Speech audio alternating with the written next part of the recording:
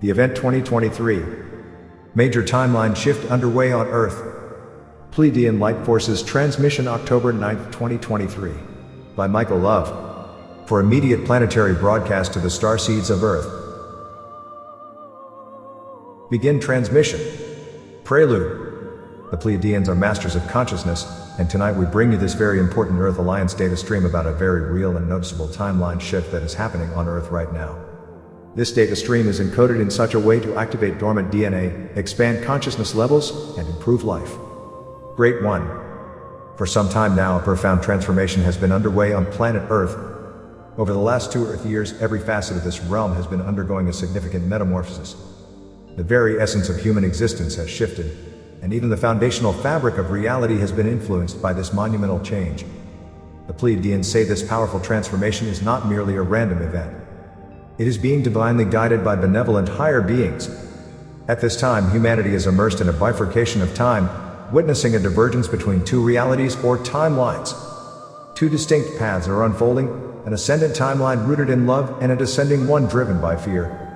This very noticeable vibrational division now exists among Earth's inhabitants, and those with eyes to see can readily identify this split in reality.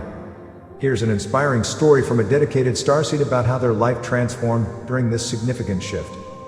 After the pandemic, I decided to take a refreshing step back from all the relentless fear and chaos in the world and truly focus on myself. I moved to a tranquil place, away from the hustle and bustle, and started to deeply connect with my inner self. I took considerable time for profound self-reflection and worked diligently on elevating my mindset. As I moved forward on this journey, I discovered innovative ways to earn money, and things unexpectedly began aligning in my favor. I began prospering, and life felt more enriched and fulfilling than ever. During this serene period, I absorbed so much universal knowledge, feeling like I had reached an unparalleled level of understanding. During this time, the few close friends I had resonated perfectly, and we formed an incredibly tight bond, uplifting and supporting each other. Life was fun like when I was younger, and everything was filled with magic. 2 years flew by, and after I became aware of the tremendous change that occurred within me, I looked around and noticed that those around me hadn't progressed at all on their vibrational journeys. Surprisingly, some appeared to have even taken steps backward. I noticed the people who walked the streets no longer looked happy and full of life. Friends who once resonated with me started displaying intense animosity and even aggressive behavior. Their once bright, angelic nature took a dark turn out of nowhere, and they were not the same people I once knew. Their proximity to my home began to negatively impact the surrounding energy. I came to realize that during those 2 years of looking inward and developing my soul, I had completely ascended above the previous lower timeline, and the world I was once part of started to feel completely misaligned with where I was. My home, my town, the people around me, even the work I was doing, it all felt out of sync. If someone didn't grasp what was occurring, they might question why things seemed to be deteriorating so badly when one is ascending in vibration. I understood that the universe arranges things based on vibration. It became evident that the brief period before my timeline shift, while still in the lower realms, was an unsettling situation. Being in those lower vibrations even for a short time can be so uncomfortable that one feels the immediate need to elevate to a higher state.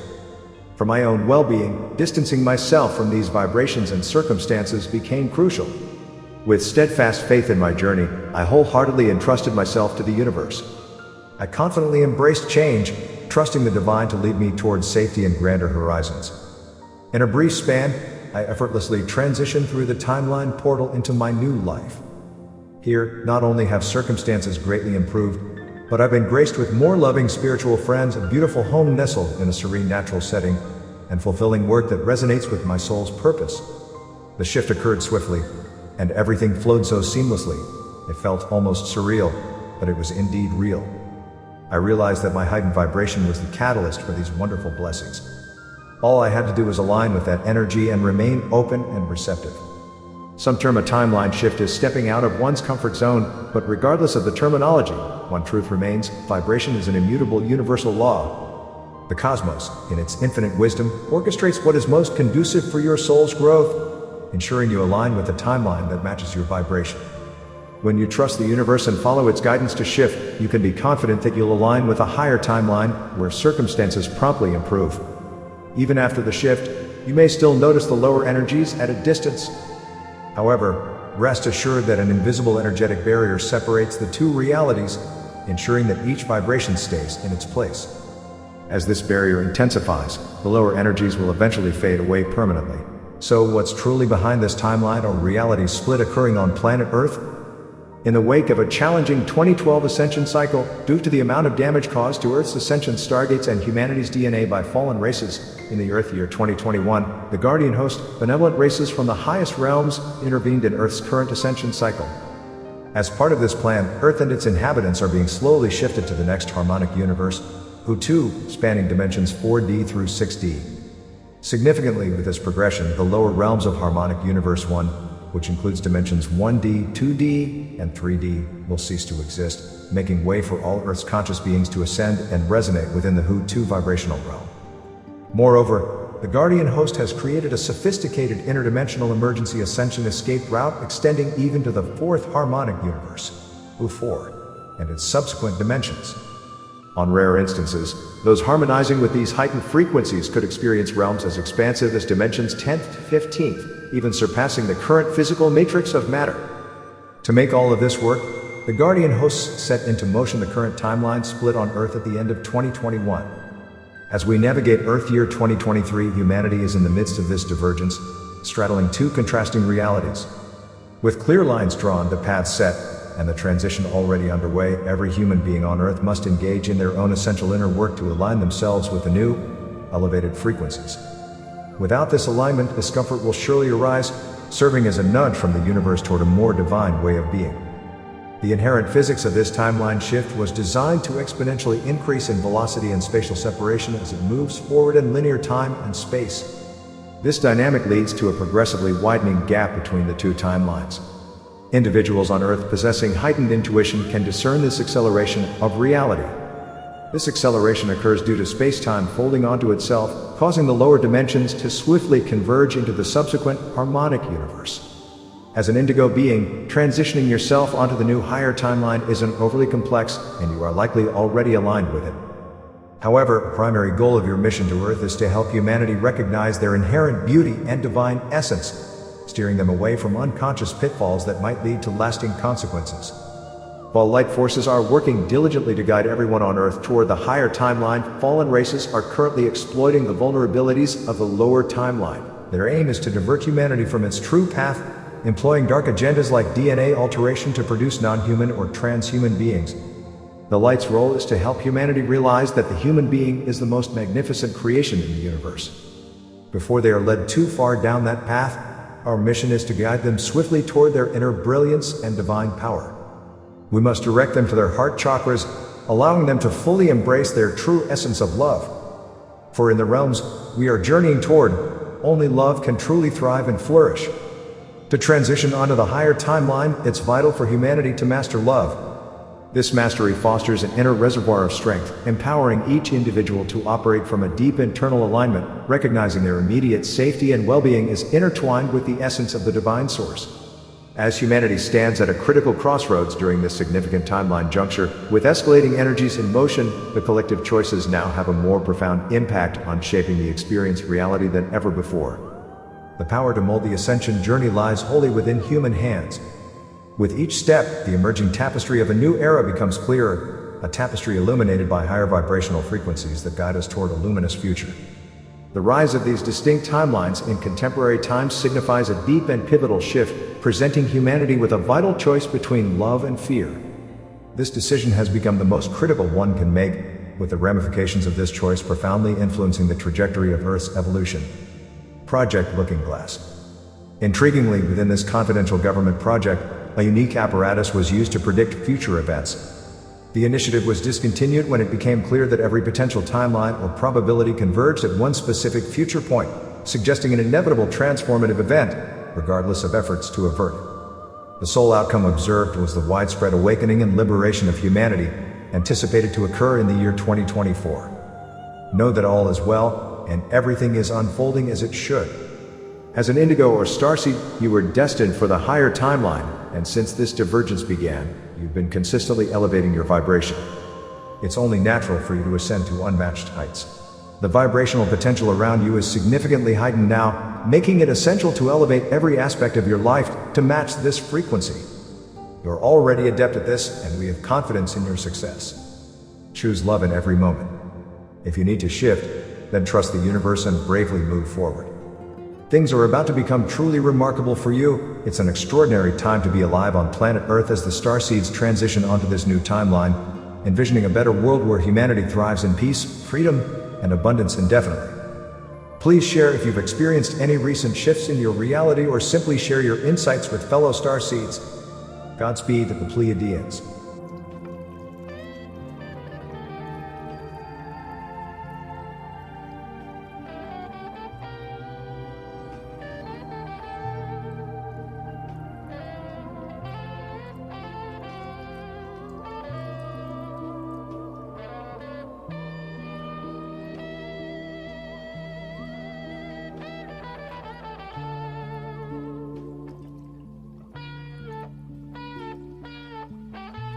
A parable of the kingdom.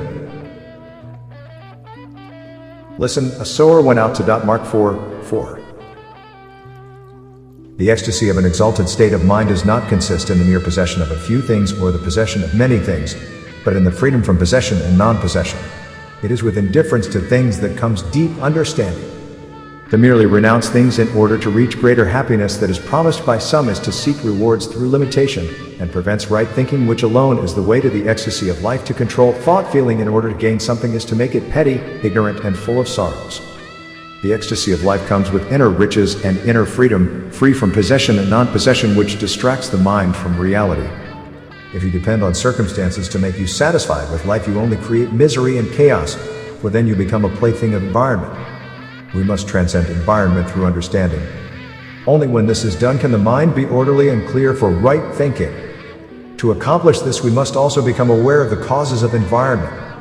To become aware of these distractions that hinder the ecstasy of life will lead to freedom, which is ecstasy itself.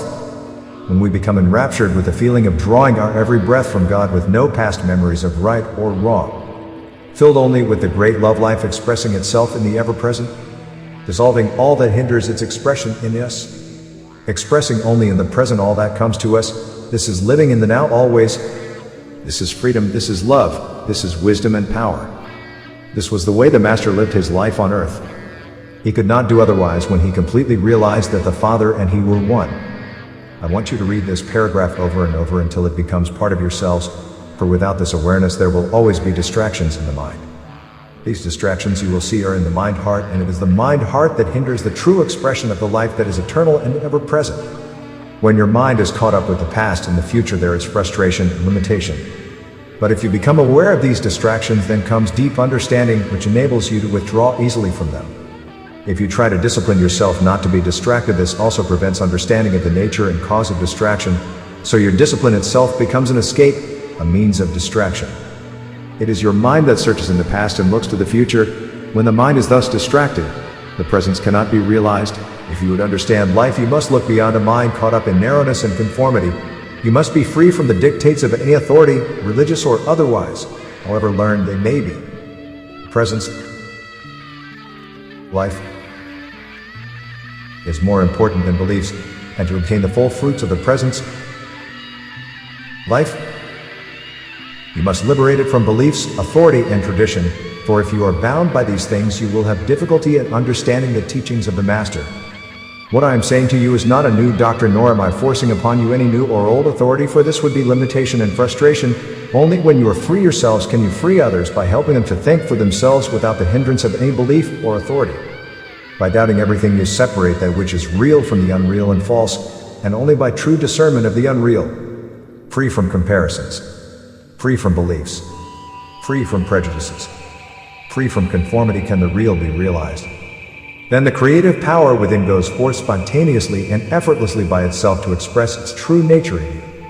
Therefore, liberation and happiness do not abide in some faraway mountain or some far-off kingdom or by the sea. Liberation is here now, and, in the words of the Master, in Mark 3:24-25, we read, "If a realm is divided against itself, that realm cannot stand.